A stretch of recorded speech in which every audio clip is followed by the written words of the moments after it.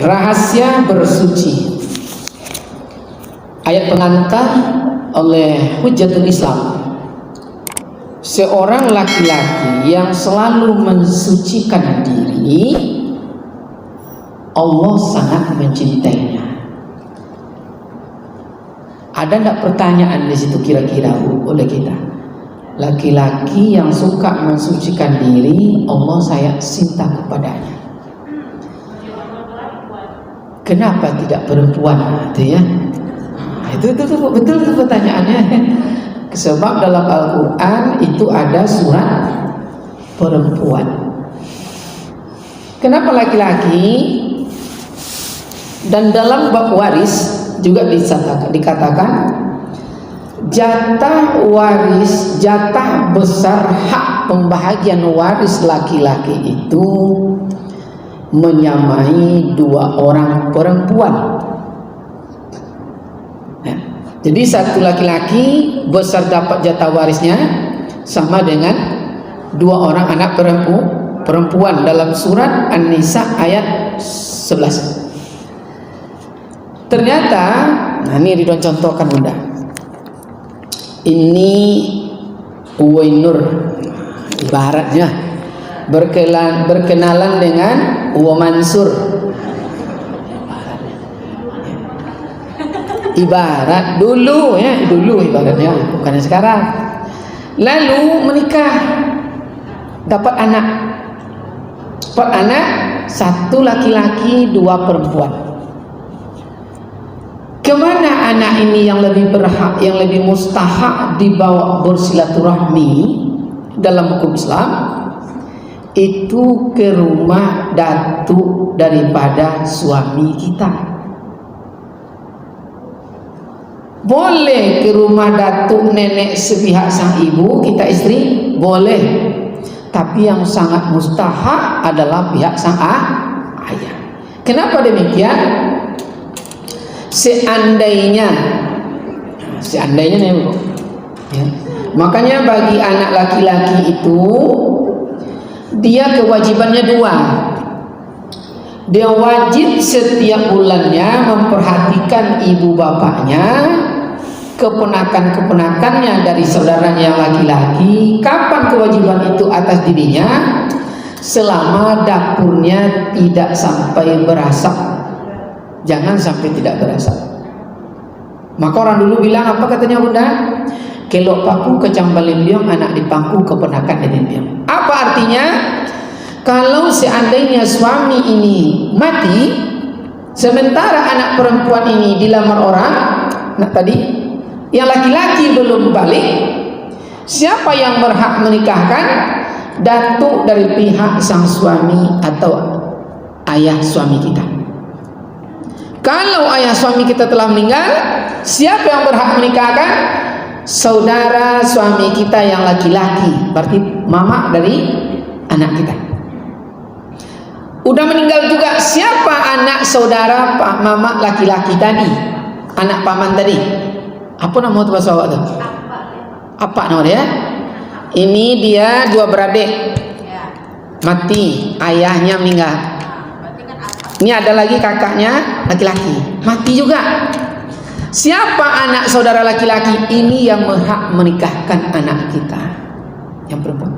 Dari pihak kita sang wanita, istri, tidak satu pun ada hak untuk menikahkan. Makanya jatah anak laki-laki itu sama besarnya 2 orang anak perempuan. Dia banyak tanggung jawabnya. Lalu setiap bulan dia bertanggung jawab perhatikan orang tuanya. Sebab kalau dia mati, orang tuanya yang akan menikahkan anak-anaknya dan keponakan-keponakannya. Kalau dia mati, adiknya, kakaknya mati, keponakannya yang berhak menikahkan anak. Kalau anak kita belum dewasa. Itu makanya dibuat Allah sangat mencintai laki-laki yang suka mensucikan diri. Itu mensucikan diri namanya. Nah, sekarang kita masuk dalam bab kesucian ini, ya. Jadi bab suci ini Bu dibagi 4 oleh guru kita Syekh Abdus Somad Al-Balabani. Bagi 4. Ya. Pertama, mensucikan anggota yang zahir daripada hadas, najis dan cemar. Hadas, apa beda hadas dengan najis sudah? Mensucikan anggota yang zahir mulai dari ujung rambut sampai ke ujung kuku daripada hadas, najis, cemar. Apabila suci, sah amal ibadat yang zahir. Cemar, tahu cemar bu? Cemar termasuk tato. Apalagi sulam bibir, sulam apa lagi? Alis, sulam apa lagi? Sulam telinga dah.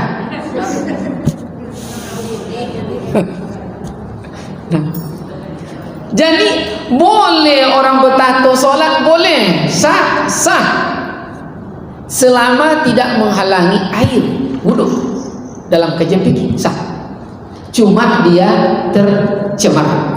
Nah, cemar yang paling dahsyat adalah bukan tato zahir tapi batin. Apa yang batin itu? Yang cemar itu ada namanya dulu bu, sebelah kanan, sebelah kiri.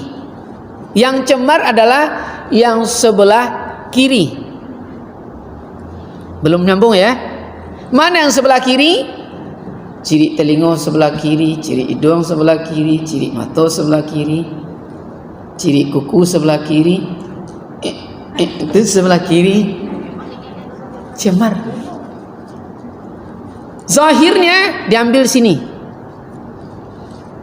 ditaruh diminum suami, tercemar. Paham maksudnya nih? Ini kajian asrar. Ini keringat di sini antara ini racun membutakan mata hati.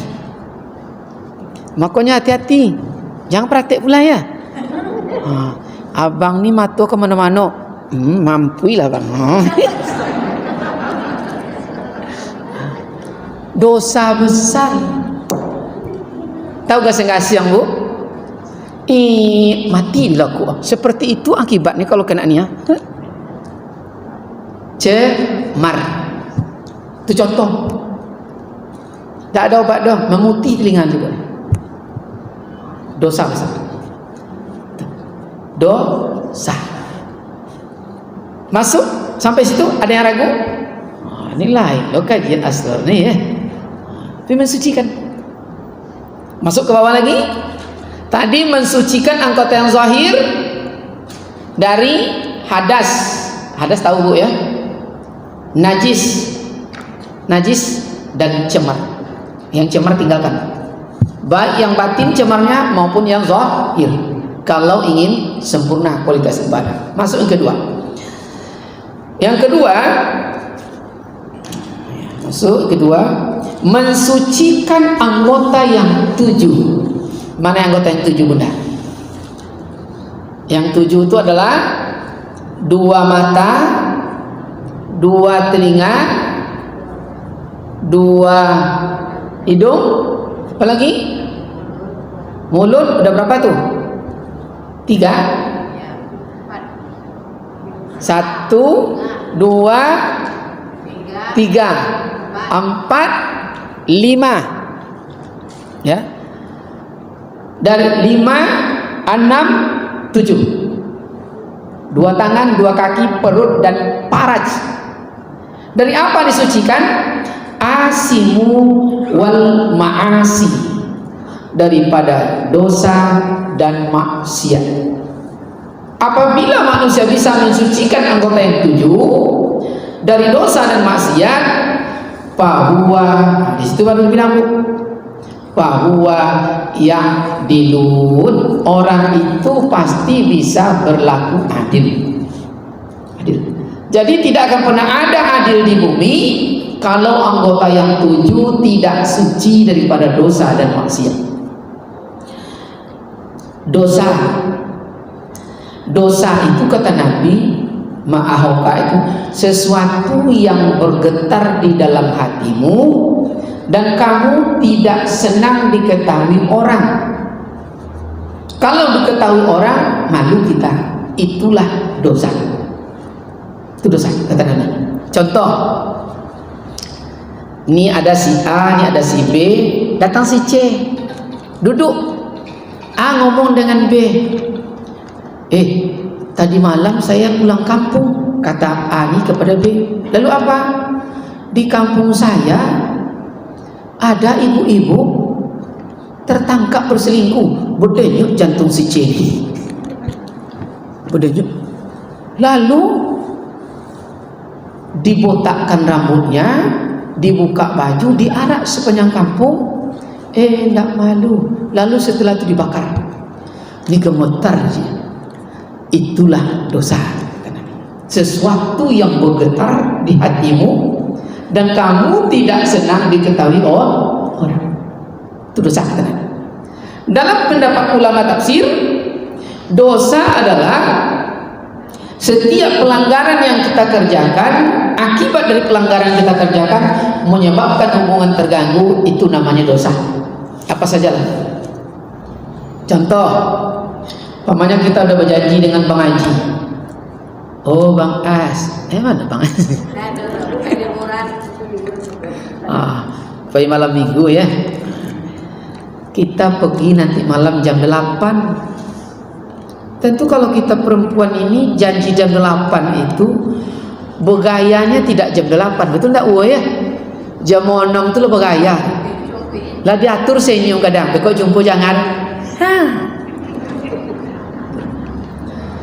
Lah jam 7:45 lah siap dengan parfumnya, pas jam 8 udah ready, ndak datang yang berjanji.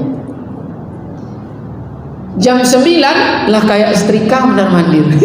Jam 11 baru datang. Gimana kira-kira berhubungan? Assalamualaikum ya, maaf. Maaf lah ya. Kenapa hubungan terganggu? Karena melakukan pelanggaran. Itulah dosa. Dosa. Obatnya tidak ada. Obatnya berjabat tangan. Berjabat tangan bisa menghilangkan dendam ala pisuduri. Dicipika-cipiki tidak mau. Kena aksesoris saat. Jadi kalau kita lihat potret ini dalam kajian filsafat, apabila pemegang tampuk kekuasaan dia tidak suci anggota yang 7 dari dosa dan maksiat, maka hukum yang dipegang itu sama laksana sarang laba-laba. Tahu sarang laba-laba, Bu? Kalau bahasa Jepangnya sarang lawa, bahasa Jepang dia. Apa sarang laba-laba itu? Kalau yang kecil, ringan, itu terjaring oleh dia. Kalau yang padat, walaupun kecil, bolong dia. Apa maksudnya? Tiba di mata dipiciamkan, tiba di dada dibusungkan, tiba di paru dikempihkan. Itu pertanda anggota yang 7 belum suci dari dosa dan maksiat. Ada tradisi kalau kami di Kampar, apabila nikah sesuku, tahu nikah sesuku, Bu? Suku pilihan nikah dengan pilihan, itu berlaku hukum adat, didenda dia. Tiba di orang lain diberlakukan hukum bayar 1 ekor kerbau. Tiba di ke anak kandung atau keponakan piciam manto, berarti anggota yang 7-nya belum suci dari dosa dan maksiat, maka dia tidak akan pernah bisa berlaku adil. Kalau kita pergi wirid, baju digosok, pergi pesta, di banyak pesta ini Bu ya, capek juga ya, digosok baju. Lalu sholat tahajud malam, singlet sampai malam, lalu pakailah dingin-dingin. Itu pertanda belum suci kita, masih banyak dosa dan maksiat. Kenapa? Tidak adil kita. Yang adilnya minimal, kalau pergi menemui makhluk bajunya digosok, menemui Allah, kalau tidak kelebih dari itu minimal seimbang. Kalau dingin dia kerabaju itu. Dia apa husuk solat nak tahan dayung. Dingin kerabaju itu. Itu berarti anggota yang 7. Mungkin mata Anda suci dari dosa dan maksiat, tapi tangan mungkin belum. Suci tangan, mungkin telinga belum. Suci telinga, mungkin hidung belum. Suci hidung, mungkin mulut belum.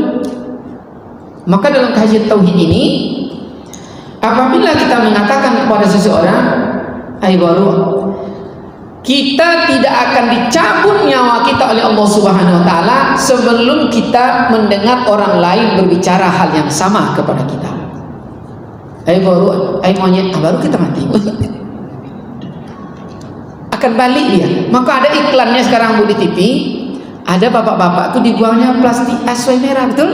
Berjalan dia, balik lagi ke mukanya. Begitulah hidupnya.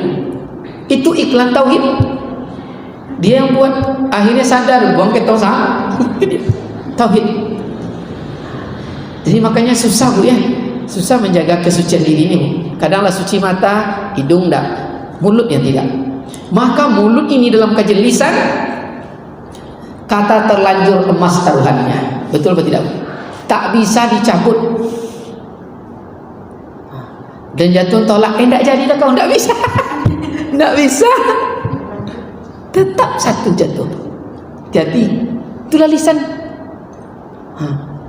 Putusnya nyambung lagi. Kalau orang kampar dulu bilang, "Bu, tak balik lidah ada hiungnya. Besok mati." Wajib mensucikan anggota yang 7 daripada asimu wal ma'asi, daripada dosa dan maksiat.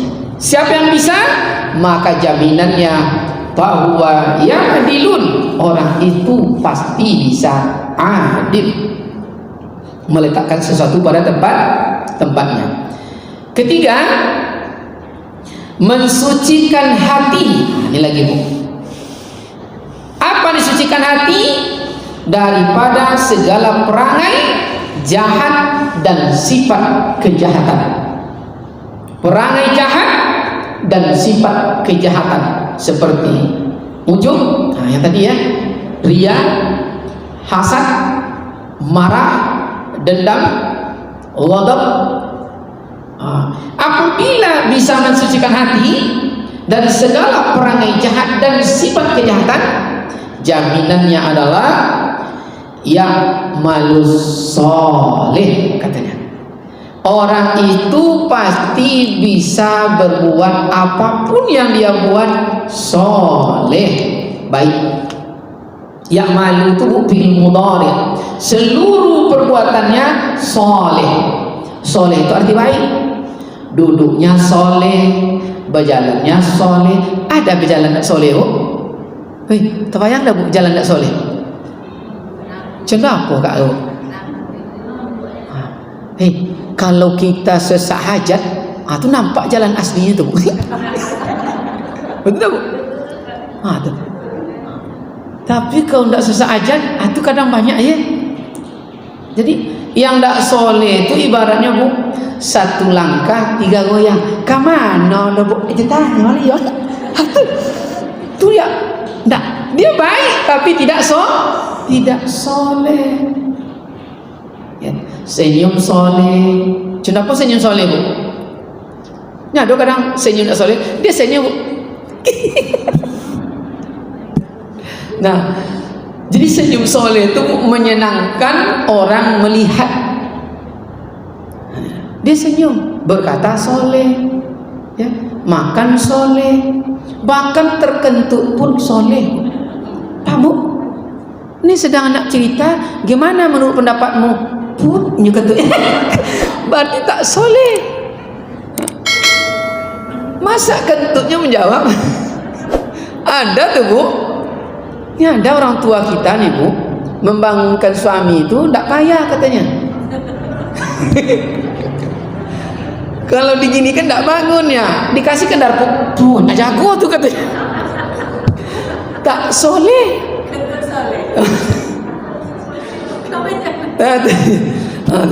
Jadi soleh itu lingkarannya semuanya, Bu. Cara mencari makan soleh, baik, bertetangga soleh, ya. Itu dia. Sampai pakai baju soleh, pakai jilbab soleh.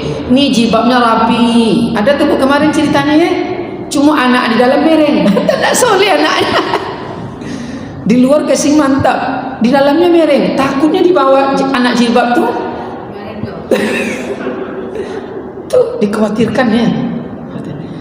Begitulah. Nah, apabila ini bisa, kapan ini baru bisa soleh, semua pekerjaannya baik? Itu menurut pandangan ulama sufi, wajib sucikan hati dari perangai dan sifat jahat, perangai jahat dan sifat-sifat jahat. Maka dalam pandangan sufi ini, penyakit itu secara hakikat sebenarnya tidak ada. Kita yang menciptakan penyakit. Itu dah, Bu. Kita menciptakan. Apa buktinya? Allah berfirman dalam surat Bani Israel itu, surat Al-Isra maksudnya, in ahsantum li anfusikum falah. Jadi siapa yang berbuat baik, sebenarnya dia berbuat baik untuk dirinya. Dan siapa yang berbuat zalim, jahat, dia menganiaya dirinya. Tuh.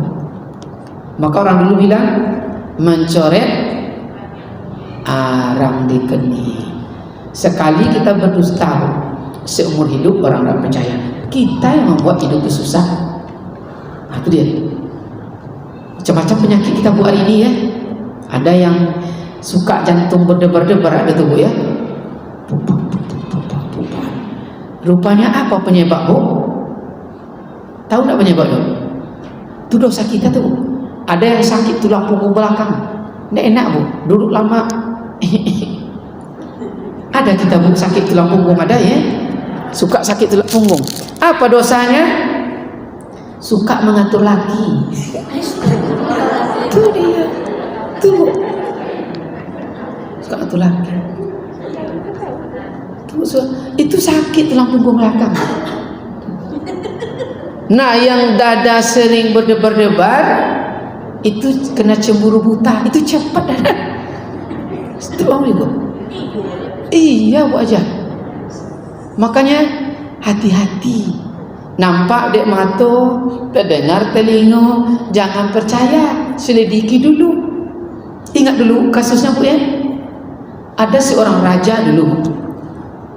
Dia punya guru, kayak gubernur kita ada ustadz khususnya. Kajian orang dulu begitu. Hai Tuanku Raja, hari ini kajian kita terlihat oleh mata, terdengar oleh telinga, jangan percaya, selidiki dulu. Hari ketiga itu juga kajinya, udah 3 hari. Hari keempat datang, apa kata Raja? Nampak ada mata, terdengar telinga, jangan percaya. Pulang guru, dan tak belajar gini. Boleh kata guru tuh. Tapi izinkan saya menulis kata-kata itu. Ditulisnya, Bu, Pak Mata dia. Lalu apa lagi? Permohonan kedua, izin saya meletakkan tulisan ini di pedang tuan yang ada di kamar. Rupa di kamar raja itu ada pedang bersilang, taruh di situ. Baik, silakan taruh deh, guru. 5 hari kemudian raja tuh hobinya berburu. Bilang kepada yayangnya, Ratu, abang mau berburu, disiapkan bala tentara untuk berangkat lebih kurang seminggu, maksimal 12 hari. Siap. Udah berangkat pagi jam 8, dan kebiasaan tuan putri ratu itu, kalau raja pergi berburu, dia mulai bersolek, kuku dirapikan semuanya, agar begitu raja pulang hilang capeknya. Kok pulang raja wajahnya tuh tambah hilang. Lalu, dan kebiasaan ratu itu, di samping itu dia biasanya rilekskan badannya. Itu ada tukang pijitnya dicari oleh dayangnya. Nah, datanglah tukang pijit jam 5 sore. Ratu masih di ruang sama dengan dayang-dayang di ruang belakang. Kena jam 5 sore, jam 6 hampir gelap. Ratu juga belum masuk. Akhirnya tertidur ya, dicobanya. Enak kan, ini pantaslah raja nih, enak ya. Empuk kasurnya, tertidur dia, Bu. Tertidur. Jam 7, nah itu dulu kan begitu, Bu. Masuk ratu, nampak orang tidur di atas kasur. Kok tuan pulang? Dia sangat patuh, Bu, istri soleha sama dengan ibu di sini. Patuh, tidak mau membangunkan, takut tidur di samping tuh, tarik selimut. Lampu tidak dihidupkan, lampu kecil aja. Jam 7 dia masuk, jam 8 mulai baru tertidur. Pulang raja disebabkan tinggal anak busur panahnya. Masuk dari belakang dengan tokoh-tokoh. Kenapa? Anak pasar tengah. Langsung dia ke kamar. Begitu lampu, nampak istri tertidur dalam kamar. Bagaimana kira-kira, Bu? Naik pitam enggak? Naik pitam, Bu. Betul, Bu. Langsung raja, tentu dugaannya apa?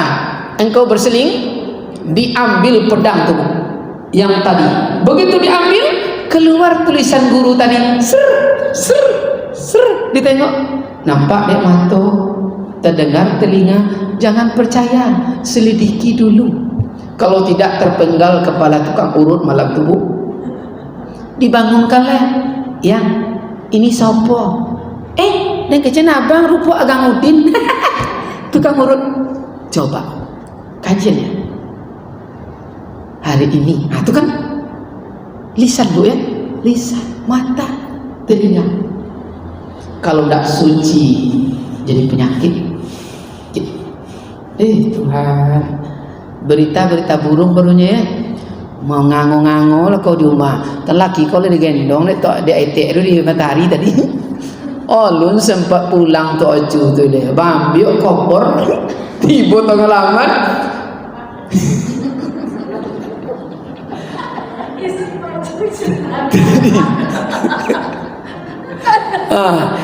Kan fatal, betul?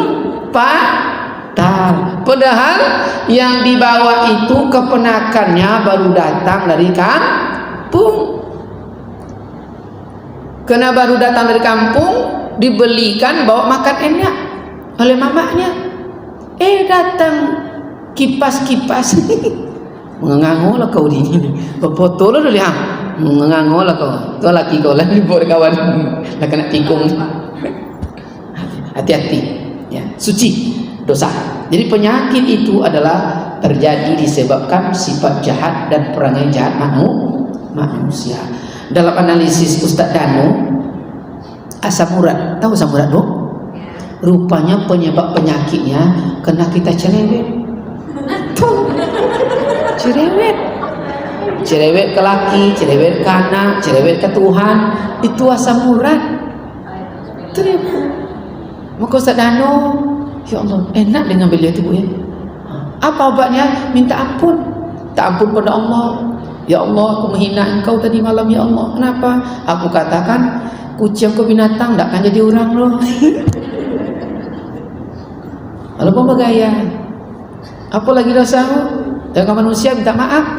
Maaf bang, abang dia memang sayang ke abang, tapi bukan sobi abang tak di rumah. Dan dia piti banyak ni cina gondang pun dalam aja. Dapat suami dia bawa bunci dia kecil kerja gondang. Minta maaf agar tak dapat samurat. Mudahnya, Bu, tak maaf, akui, ya. Lalu apa lagi yang keempat? Yang ketiga lagi, Bu. 4 lagi, 4 ya. Yang tadi jaminannya ya malus soleh, orang tuh pasti baik seluruh pekerjaannya. Yang keempat, mensucikan ruh, ruh hati, ya, yaitu rahasia yang di dalam hati daripada masghul yang hubbud dunya. Apa maksud hubbud dunya? Dunia itu kemarin apa, Bu? Dalam surat Ali Imran ayat 14, wanita itu dunia, anak itu dunia, emas itu dunia, perak, sawaladang, binatang ternak, kendaraan, rumah itu dunia. Mensucikan hati dari masghul dunia itu. Ini bukan aku. Untuk dunia orang tidak punya rumah adalah rumah. Rumah lagagamu diroboh baru. Untuk rumah, untuk dunia orang tidak berharta adalah harta. Itulah dunia orang tidak berilmu, dia mendengki. Untuk dunia orang tidak berpaham, hidupnya bermusuhan. Dan untuk dunia orang kurang akal, dia mengumpul. Untuk dunia orang tidak berkeyakinan, dia berusaha, tak kenal pagi, siang dan malam. Itulah dunia, kata Rasulullah. Dunia. Kita di mana? Maka dunia tercela itu digambarkan oleh Rasulullah. Pada suatu hari Nabi berjalan menemukan bangkai satin. Satin tahu? Dulu ada Obama datang, sate, satin sama, Bu. Satin itu kambing. Maka sate itu kan sate kambing. Satin. Lalu apa kata Nabi? Wahai sahabatku, ya Rasulullah, tidakkah kalian menyaksikan bahwa bangkai satin ini, bangkai kambing ini telah hina di hadapan tuannya? Qala na'am. Benar ya Rasulullah. Tak mau lagi tuannya mengambilnya karena dia jadi bangkai. Lalu apa kata Nabi? Wallazi nafsi biyadihi dunya. Aku bersumpah yang ruhku dalam genggaman tangan Allah Subhanahu wa taala. Apabila hati manusia itu dikuasai oleh dunia seberat sayap seekor sebelah nyamuk, maka Allah akan haramkan dia minum airnya di bumi ini seteguk saja, diharamkan Allah. Paham tak masuk hadisnya? Perumpamaan dunia tercela itu tadi bangkai kambing oleh tuannya. Tak mau lagi tuan itu memilikinya. Betul tak, Bu? Kalau dia punya, dia begitu jadi bangkai, tak mau. Sekarang kita buat perumpamaan dunia tercela tadi, ya, karena itu menghalang nanti, Bu, untuk kita bisa ikhlas. Nah, kunci ikhlas di situ. Tadi bangkai kambing, sekarang bukan bangkai, Bu. Kita ambil pada diri kita, tidak terlalu berat, tidak terlalu ringan. Apa contohnya? Di bawah mata, di atas bibir, apa adanya, Bu? Di bawah mata, di atas bibir apa yang ada, Bu? Hidung. Ada tai hidung, Bu, tapi yang cair. Nama bahasa Jepangnya selemo tadi, Bu, ya? Betul tak? Sekarang kita punya, Bu, dia keluar di antara mata dan bibir. Pas yang biru-biru itu, Bu, kita kumpulkan dalam gelas. Begitu berbuka nanti malam, pakai susu sedikit, diaduk supaya asin kali. Kena nak tu, Bu? Mau tak kita meminumnya, Bu? Tidak. Keluar dari kita, tak mau kita meminumnya, betul? Ibu, tadi Ibu masukkan contohnya ke dalam gelas. Besok pagi pergi kita ke Sungai Siak, kita buang di Sungai Siak. Cek. Begitu keluar dari mulut kita, dari hidung kita, jatuh ke Sungai Siak, belum sempat dia tenggelam, berpecah kepala ikan pantau berebut mendapatkannya. Betul atau tidak? Yang kita tidak berniat untuk memilikinya, tapi ikan pantau berebut ingin mendapatkannya. Seperti itulah dunia tercela ibaratnya hari ini. Begitu Abu Bakar Siddiq dinyatakan dibaiat, diangkat, dikukuhkan sebagai khalifah pertama umat Islam sedunia, dia menangis sejerit-jeritnya, takut amanah tidak terlaksanakan. Betul? Hari ini kalau tidak jadi, meleleh selemo kawan nak jadi. Betul, Bu? Seperti itulah kulli hati'ah. Makanya payah adilnya, Bu, ya, berebut kaitkan pantau. Abu Bakar Umar menolak semuanya. Kalau hari ini 50 miliar habis. Itu enggak habis. Begitulah perumpamaan yang tercela.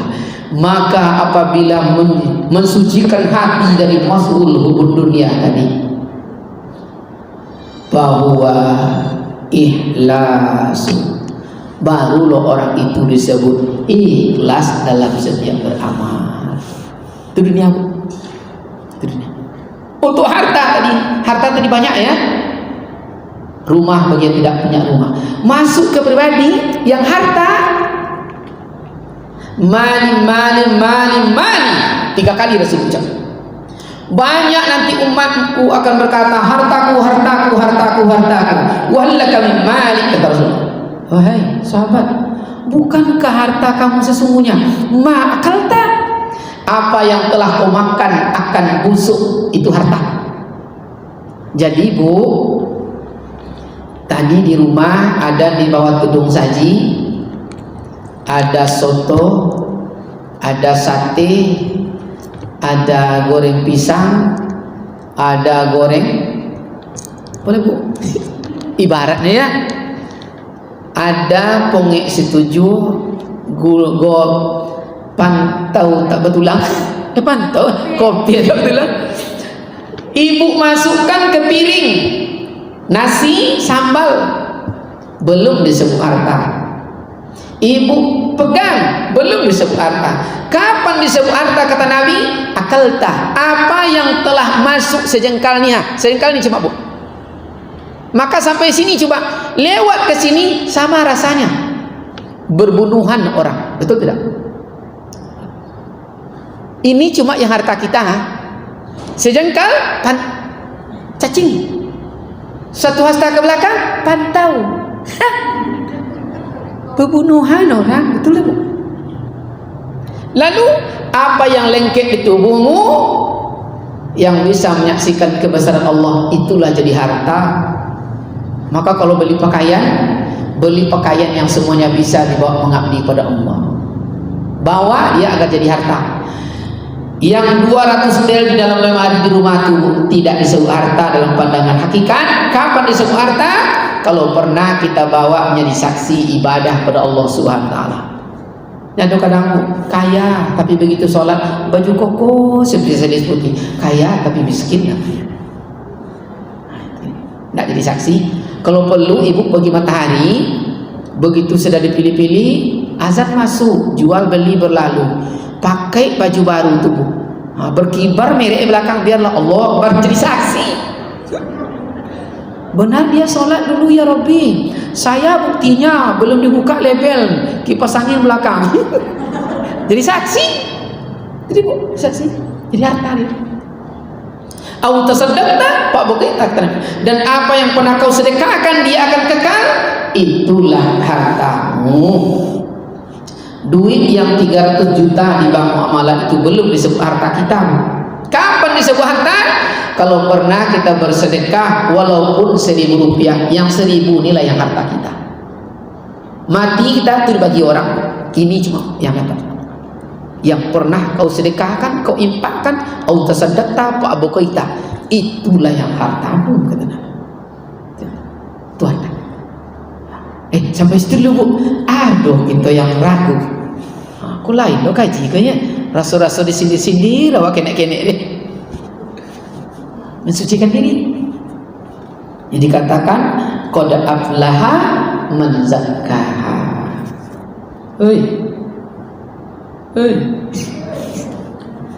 Cukup sampai situ. Aku panjang lo kaji lupa lo ya. Jadi ada 4 ya. Apabila yang 4 ini bisa, insya Allah 1, sah amal ibadat yang zahir. Kalau kita mampu mensucikan anggota yang zahir daripada hadas, najis dan cemar. Yang kedua, kesimpulannya, kita bisa berbuat adil. Kapan bisa manusia berbuat adil?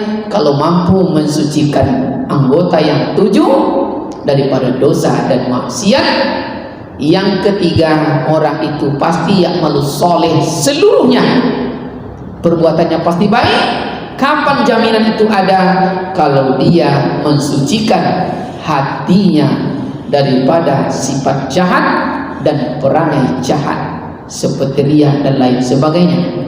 Yang keempat, kita baru bisa disebut ikhlas dalam pandangan asrar ini kalau mampu mensucikan hati, meninggalkan kesibukan dunia yang tidak akan pernah habis-habisnya, barulah orang itu disebut ikhlas. Ad-dunya sijnul mu'min wa jannatul kafir. Dunia itu penjara bagi orang yang sempurna keyakinan dan surga bagi orang yang ingkar kepada Allah Subhanahu wa taala. Sedikit orang yang arif dan bijak, walaupun sedikit, insya Allah kita masuk di dalamnya. Amin. Allahumma amin. Mungkin cukup sampai situ dulu. Lain apaan senyum? Berdoa kita dulu. Ya. Baik. Mari kita berdoa.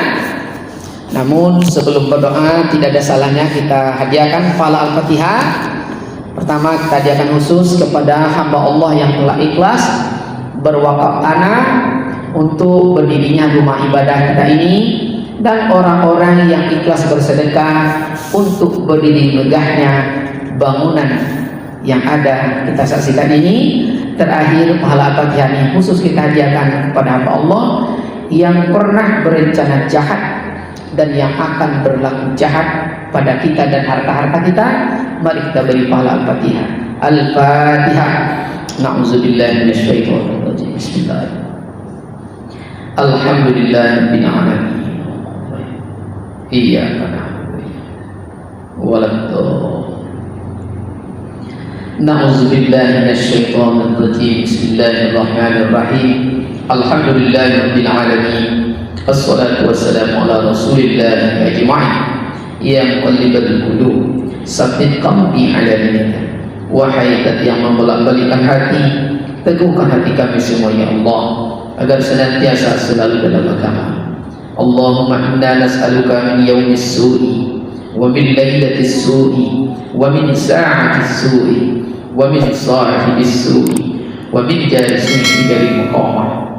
Ya Allah, zat pegenggam langit dan bumi, besar hajat cita-cita dan kehendak kami bermohon, hindarkan kami semua dari siang-siang yang jelek, malam-malam terhina, waktu-waktu yang tidak bermanfaat, sahabat-sahabat yang rendah. Jauhkan kami ya Karim dari rumah tangga yang tidak pernah aman dan damai ya Allah. Beri petunjuklah kami, beri petunjuklah jiwa para pimpinan kami, agar kami mampu ya Rahman menegakkan segala kebenaran, mendobrak segala kebatilan. Wa sallallahu ala sayyidina Muhammadin wa ala alihi wa ashabihi ajma'in. Walhamdulillahi rabbil alamin.